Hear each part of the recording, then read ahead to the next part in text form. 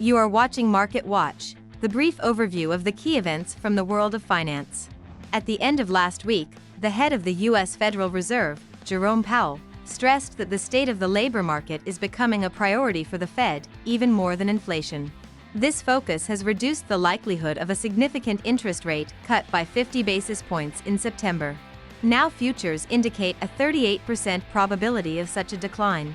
The GDP estimate provided by the Federal Reserve Bank of Atlanta fell to 2% year-on-year, down from a forecast of 2.4% earlier this month. Data on consumer spending in the United States, which will be released on Friday, may significantly adjust this forecast and turn out to be more significant than inflation data, given Powell's attention to economic growth and employment. Meanwhile, in Europe, preliminary inflation data is expected to be published on Friday, which, according to analysts, will be quite moderate, which will allow the European Central Bank to cut rates at a meeting on September 19. As for the current moment, the rally continued in Asian markets on Monday, while bond yields and the dollar declined, which contributed to the growth of most stocks. The exception was the Japanese Nikkei index, which showed a drop against the background of the strengthening of the yen above the level of 144 per dollar.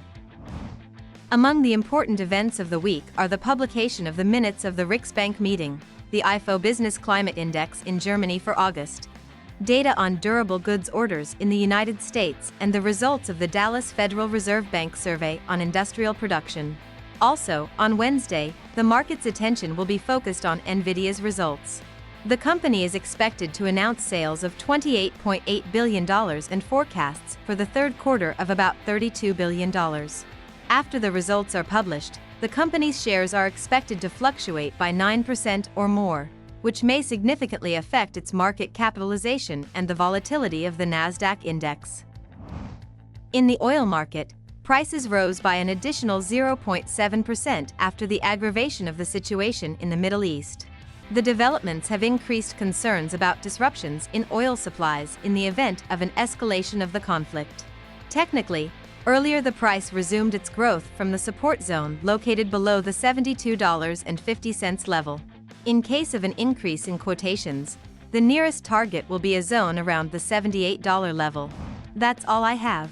Follow the news carefully and be prepared for all the surprises of the market.